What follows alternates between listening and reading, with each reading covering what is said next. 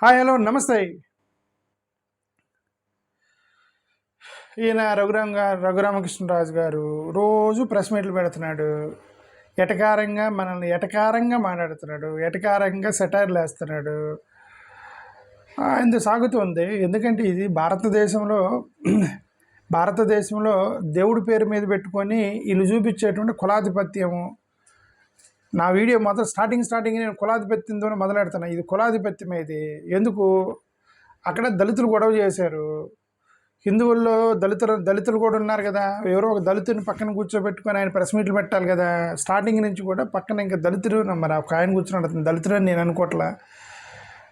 Temple యొక్క chairman అట, అతన్ని పెట్టుకుని కూర్చొని రోజు మాట్లాడుతున్నాడు. అతను 100% అతను దళితుడు కాదు. దళితునికి అంత పక్కన కూర్చోబెట్టుకునే అంత ఛాన్స్ ఇవ్వడు రఘురామకృష్ణరాజు గారు. ఎందుకంటే ఆయన దళితులకి ఎప్పుడు ఇచ్చారులేండి, దళితులకి ఇచ్చారేంటి? ఊరికే ఏదో షేక్ హ్యాండ్ ఇస్తారు మ్యాక్సిమం, అది కూడా ఏడ్చుకుంటే షేక్ హ్యాండ్ ఇస్తారు తప్పితే అంతేం లేదు. సార్ నేనేమన్నానంటే, ఈయన 1995లో 35 సంవత్సరాల క్రితం కట్టినటువంటి ఒక ఫోటో తీసుకొచ్చి ఇదిగో చూడండి పానకాలు పోస్తున్నారు అక్కడ అంటే 1920లో ఉన్నటువంటి డాక్యుమెంట్ చూపించినాం. అది దళిత సత్రం అని 1920 డాక్యుమెంట్ చూపించామండి, దళిత సత్రం అని. ఈయన 1995లో ఉన్న ఫోటో చూపించి పానకం పోసారు కాబట్టి మాది, కరెంటు బిల్లు కట్టాం కాబట్టి మాది. అదే 1995లో డాక్యుమెంట్ ఉందండి, దళిత సత్రం అనేది. ఏది వ్యాలిడ్? 1920 వ్యాలిడ్ డాక్యుమెంటా, లేదంటే మీరు పానకం పూసుకున్న ఫోటో వ్యాలిడా, కరెంటు బిల్లు వ్యాలిడా? ఏది వ్యాలిడ్?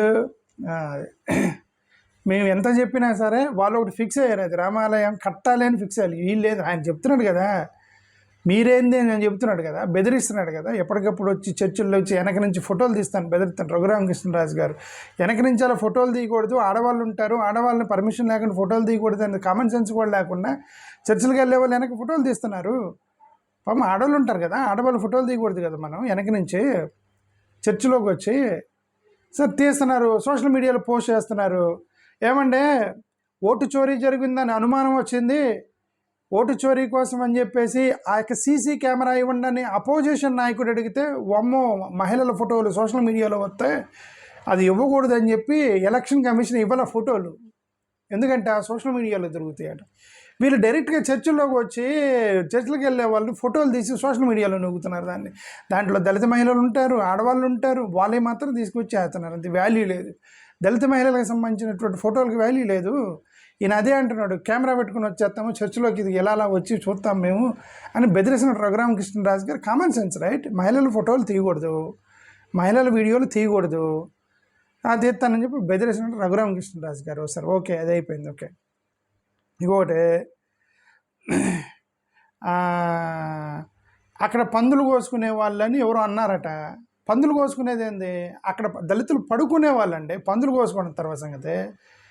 అక్కడ పందులు పక్కన కోసుకునే వాళ్ళే అది సత్రము. ఆ సత్రంలో దళితులు పడుకొని ఇంకా అక్కడే చిన్నపిల్లలు అక్కడే ఉచ్చగొడ పోసేవాళ్ళు. దళితులు సత్రాలంటే అంతే కదా, చిన్నపిల్లలు పాస్ పోస్తారు కదా నిద్రపోతే నైటు, అక్కడే ఉచ్చగొడ పోసేవాళ్ళు. మరి అదంతా ఏంటంటే, సరే క్లీన్ చేస్తే పోతే అది పెద్ద ఇష్యూ కాదు. నేనే ఉన్నానంటే అదే పందులు కోసేవాళ్ళని బెదిరిస్తున్నారు. అది ఎవరు బెదిరిస్తారు? అమ్మాయిల దగ్గర, ఆస్తుల దగ్గర ఏది చూడరు వీళ్ళు. ఎవరైనా సరే ఆస్తి దగ్గర, అమ్మాయి దగ్గర ఎవడు చూడరు. అక్కడ పందులు కోసేదైనా, గేదెలు కోసేదైనా, ఏదైనా సరే ఆస్తి లేదా అమ్మాయి, ఇంకంతే. ఆ రెండింటి దగ్గర ఎవరు కాంప్రమైజ్ అవ్వరు. నేను అది అనేది. ఓకే, 1993 కట్టిన కరెంటు బిల్లు చూపిస్తున్నాడు ఈయన. కరెంటు బిల్లు చూపిస్తున్నాడు రఘురామకృష్ణరాజు గారు 1993కి సంబంధించి. 1920 డాక్యుమెంట్ చూపించాం కదా మేము. 1930లో గుడి అని ఉంది కదా, అక్కడ రామాలయాలు గుడి అని రాయరు కదా, రామాలయం అని రాస్తారు కదా మా రామాలయ గుడిలకి. ఇంకొక మాట ఏమన్నాడు, సత్రం అంటున్నాడు ఒకడు, సత్రం అని రాస్తారు కదరా, సత్రకాయ ఏదో అన్నాడు. సత్రం అంటున్నాడు ఒకడు, సత్రం అని రాస్తారు కదరా సత్రకాయ అని ఏదో అన్నాడు. ఓకే, రఘురామకృష్ణరాజు. సరే, ఇది ఈయన సొరకాయ అంటాడు. నేనేమంటానంటే, ఏమంటే సొరకాయ రఘురామకృష్ణరాజు గారు, అక్కడ సత్రం అని అప్పుడు రాశారు సార్, అప్పుడు రాశారు. మీరు అక్కడ విగ్రహం పెట్టి దాన్ని రామాలయంగా బ్రాండింగ్ చేసి తర్వాత మీరు రాసుకున్నారే, పాతది ఉండదు కదా, ఎప్పుడో 1990లో కట్టిన స్కూల్కి పేరు ఇప్పుడు 1990లో ఆ పేరు ఉండదు కదా, కొత్తగా పెయింట్ వేసి కొత్తగా పేర్లు రాస్తుంటారు కదా. అంటే మరి ఎంత కామన్ సెన్స్ కూడా లేకుండా ఆయన 1920లో సత్రం అయితే సత్రం ఉన్నది కదా, సత్రగాయ అంటున్నాడు ఆయన.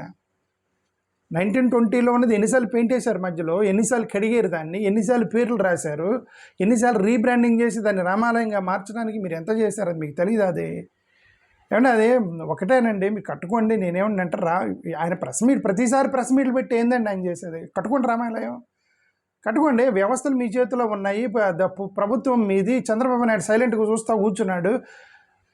ఆయనకి ఏమో వెనక ఆయన చంద్రబాబు నాయుడు గారి ప్లాన్ ఉందో, లోకేష్ ప్లాన్ ఉందో మాకైతే తెలియదు. ఆయన సైలెంట్గా కూర్చొని ఉన్నాడు అక్కడ. ప్రతిపక్షాలు సైలెంట్గా ఉన్నాయి. ఎవరో 2-3 మాలంటారు మాట్లాడుతున్నారు దళితుల సమాజం, దళితుల పక్షాన. అందరూ ఏకమైనప్పుడు మేమేం చేస్తాం చెప్పండి? ఏం చేస్తాము? 5,000 సంవత్సరాల నుంచి ఏం బీకేం మేము, ఇప్పుడు అదే బీగుతాము. మీరు కట్టుకుంటారు అలాగైనా? ఎందుకంటే మా అన్ని బానిస జీవితాలు ఇవ్వండి, మా అన్ని అనగారని వర్గాలు. అందుకే కదా అనగారని వర్గాలు అన్నారు, అందుకే కదా బలహీన వర్గాలు అన్నారు. మేమేం చేయలేమని నేను గతం డే 1 చెప్పాను కదా, మేమేం చేయలేము. బలహీన వర్గాలు మావి. ఈ అణిచివేత అనేది ఇప్పటి నుంచి లేదు.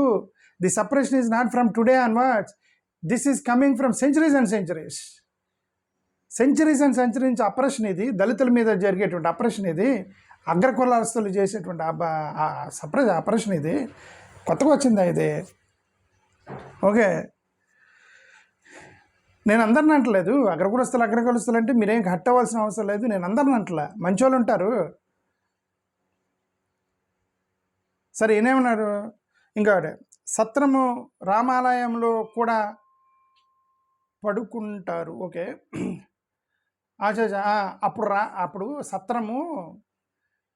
సత్రమే కాదు రామాలయాల్లో కూడా పడుకుంటారు అని చెప్తున్నాడు ఆయన. ఏది 1920స్లో రామాలయంలోకి దళితుల్ని పడుకోబెట్టి దుప్పటిచ్చి దువ్వి బొజ్జోబెట్టారా మీరు రామాలయంలో దళితుల్ని? రామాలయంలో అసలు దళితులకు రానిచ్చారా? అసలు ఏంటి ఉందా? అంబేద్కర్ టెంపుల్ ఎంట్రీ మూవ్మెంట్ చేసింది 1930స్లో. అంబేద్కర్ టెంపుల్ ఎంట్రీ మూవ్మెంట్ చేసింది ఎప్పుడండి? అంబేద్కర్ 1930స్లో. 1932లో మీరు అసలు వీళ్ళని హిందూ మతంలోకి యాక్సెప్ట్ చేసింది 1932లో. అది సత్రంగా రాయించింది 1920లో. ఏనంట అప్పుడు వచ్చి సత్రంలో దళితులు పడుకున్నారట, రామాలయంలో కూడా పడుకున్నారట. అది సత్రం కాదు రామాలయం కాబట్టి వాళ్ళు వచ్చి పడుకున్నారట దళితులు. ఇంక నయ్యం దుప్పటేసి మీరు తల దువ్వి వాళ్ళకి మీరు పెట్టారు. ఇదంతా ఏమంటే దళిత గుడుల్లోకి ఇప్పుడు కూడా రానివ్వరండి. గ్రామీణ ప్రాంతాల్లోకి వెళ్ళి చూడండి, ఇది కొత్తదేం కాదు. వీళ్ళు ఊరికే బయటకు వచ్చి చెప్తున్నారు. గ్రామీణ ప్రాంతాల్లో ఇప్పటికి కూడా దళితులని రానివ్వరు. చట్టం రానివ్వాలి కదా అని అంటే వాళ్ళు ఏమంటారు, ఏమంటే చట్టాలు ఇవన్నీ మాకు వద్దంటే రానివ్వరు, మా అమ్మాయిలు గెలుగుతారని రీసెంట్గా ఒక ఆమె పెట్టి ఒక వీడియో సర్క్యులేట్ అయింది. ఎందుకు దళితులను గుడిలోకి రానివ్వరంటే చట్టం ఉంది కదా, చట్టాలు అవన్నీ మాకు వద్దండి, వాళ్ళు వచ్చి మా అమ్మాయిలు గెలుగుతారు, మా అమ్మాయిల్ని లవ్ అని చెప్పేసి మా అమ్మాయిల్ని అది చేస్తారు, అందుకని మీరు రానివ్వండి అని సింపుల్గా చెప్పేదాను. గ్రామీణ ప్రాంతాల్లో ఏం చేస్తారు వాళ్ళు? ఇప్పుడే ఇలా ఉంటే 1920లో ఎంత ఉంది? అప్పుడు అంటే వీళ్ళందరూ రామాలయంలోకి తీసుకెళ్ళి పడుకోబెట్టి బొజ్జోబెట్టారట. రఘురామకృష్ణరాజు చెప్తున్నాడు. దళితులు రామాలయంలో పడుకోబెట్టారా? దళిత సత్రాలు రామాలయం సత్రంలో పడుకోబెట్టారా దళితులు 1920స్లో? మరీ అన్యాయం ఇదంతా. ఓకే, కట్టుకోండి సార్, నేను ఒకటే అనేది, మీరు కట్టుకోండి. దళితులు మిమ్మల్ని ఏం చేయలేరు. అంటే అంబేద్కర్ ఇచ్చిన ఆయుధం అనేది ఓటు. ఆ ఓటుని వీళ్ళు దుర్వినియోగం చేసుకొని ఇంకా ఏం చేస్తారు? వీళ్ళు ఏం చేస్తారు? అంబేద్కర్ ఇచ్చింది ఓటు ఆయుధం అండి. ఆ ఆయుధం అదొక్కటి తప్ప ఏదైనా చేస్తామంటారు. అదొక్కటి తప్ప వీడియోలు షేర్లు చేస్తాము, కాపీలు కొడతామని చెప్తారు వీళ్ళు. సో కాబట్టి వీళ్ళు ఏమి చేయలేరు. మీరు కట్టుకోండి, అక్కడ రామాలయం కట్టుకోండి, పెద్ద ఇష్యూ ఏముంది దాంట్లో. క్రిస్టియన్స్ ఇండ్యూస్ చేస్తున్నారు అని చెప్పేసి అన్నాడు.